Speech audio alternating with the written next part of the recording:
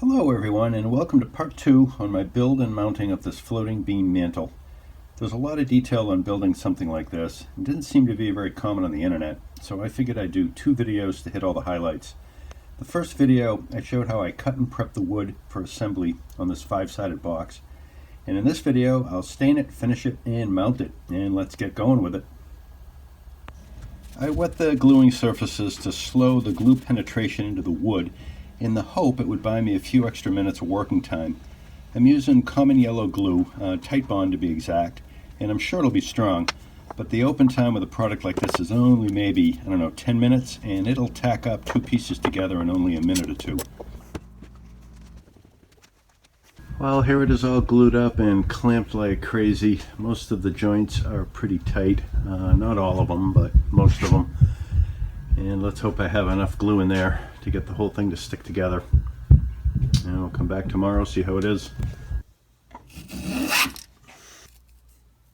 Well, the clamps are off and it looks pretty good. It feels good. Some of the joints, unfortunately, didn't come out as tight as I would have liked. I took the time to take a heavy shaving off of a piece of scrap from this project, and I'm going to take the time to glue in some very thin strips of wood into these bigger gaps, and that will help close them up and have some wood in there. I don't want to just fill it with wood filler because it won't take the stain quite the same, and it'll look homogeneous, which kind of sticks out. By embedding little bits of wood in there, you'll help disguise the joint. Using my thin rip jig, I cut this piece, and as it turns out, it's tapered, and it actually fits pretty nicely in this bigger gap. So I'm going to glue that in. Okay, so this is this end. You can see I got quite a few little bits and pieces and slivers of wood in there. I'll let that dry up and see how it looks after a little planing and sanding and shaping, etc. Okay, and here's a couple other areas along the way. You can see I got some little slivers of wood in there. A little practice it's not that hard to slip it in. And there's a close-up of the corner. I think that will look okay once we finish it.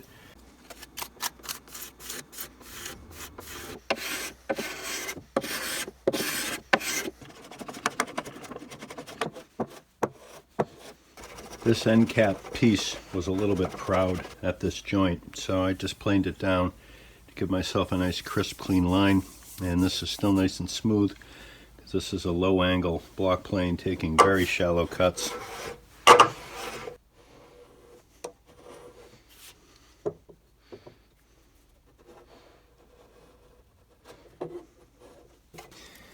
So I've spent some time going over all 5 faces with my scrapers and my shallow low angle block plane, and I've evened up all the joints, taken off all the imperfections, and looked very carefully for any planer marks or other scratches.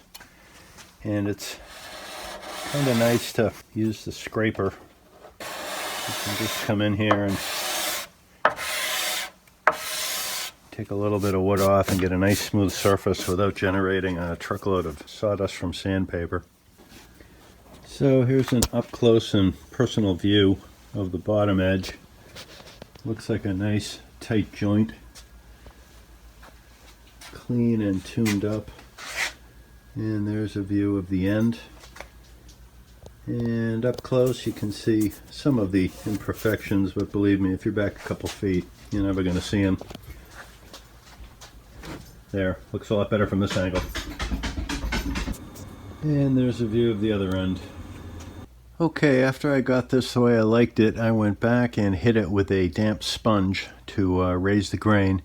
Then after it dried, I went back and scraped it all once again. And many parts of this wood feel like they're polished to, 400, 500 grit. Other parts are maybe 220. So I think it's ready to start the finish, and we're going to put some stain on it. Red mahogany stain.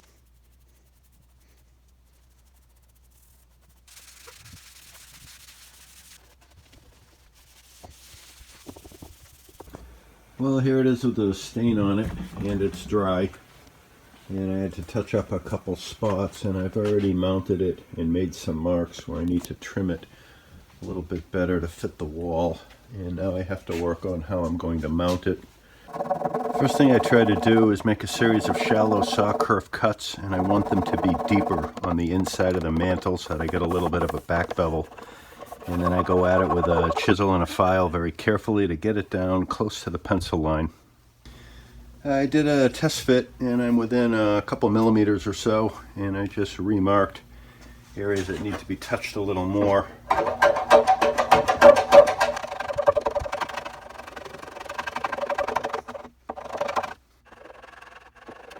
So let's take a minute to discuss how I'm going to mount it, because this isn't so much a great build part of the video as much as it's just the logistics. So if we have the wall here, and I'm going to give you a cross-section view, cutaway of my mantle, and it looks something like this. And I know from working on my mantle, it's very rigid and strong and self-supporting, and I'm going to take advantage of that. So in my situation, we have granite down here that sticks out about half the distance of the entire mantle.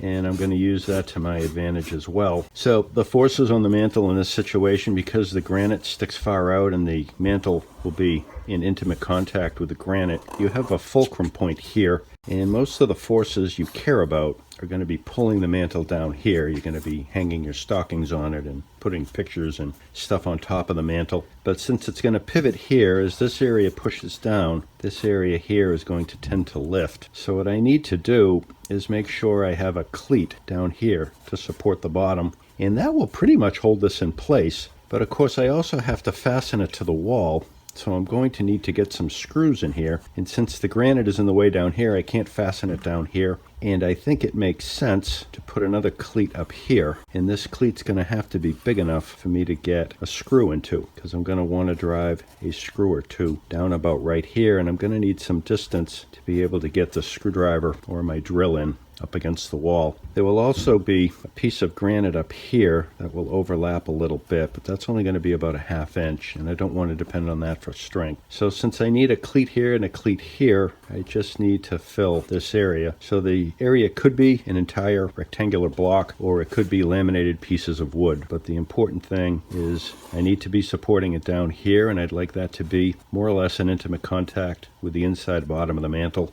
And I'd like to have support up here to support the top of the mantle, and I'd like that to be more or less intimate contact. And the rest of this area in between, just filler. And here's a view of the actual mounting bracket. That's a 2x3, a sheet of ½ inch plywood or so, probably around 11 to 12 millimeters, and a piece of 1x stock, just a short piece of it, a little more than 3/4 of an inch thick.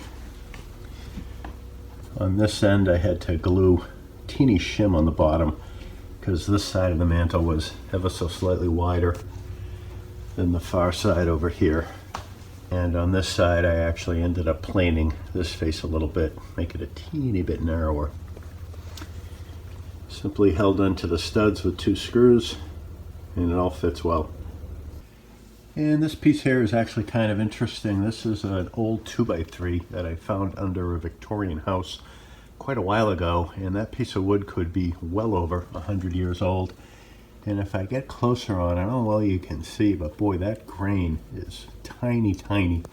The growth rings are on the order of a millimeter. And I kept that piece of wood because it was dry and it was straight, and I knew someday it would be a useful piece of wood for something. Here's a view of it installed. Finish is yet to go on.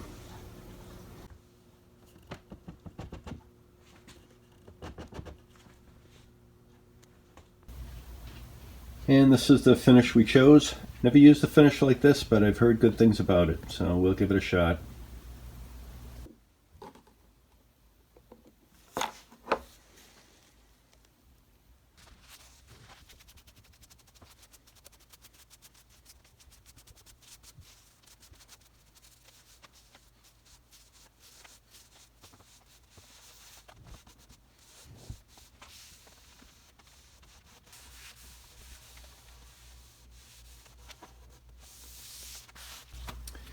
Well, this finish seemed to take a little bit of the color off, be my guess. I took about 15 minutes and just kept flooding it on. And now that it's had a chance to soak in, wiping it off. The instructions were a little light, this particular product. Well, here's the first coat on. I think it looks pretty fine. I ended up mixing far more than I needed. I tried to keep putting it on and eventually stopped absorbing. So I think I mixed probably twice as much as I needed for future reference. It does go on a little tough. There's a lot of drag to it. It's almost like trying to spread honey on the surface with a rag or something, and I just used paper towels. Well, here it is with the first coat finished. I gave it a little bit of a buff with a paper towel and a light scrape with a scraper, and it feels nice and silky. Looks really nice, a little bit rustic, a little bit refined, kind of the look that we were going for. And here are the rags that I used. They're kind of crusty, so the oil has set up and firmed up.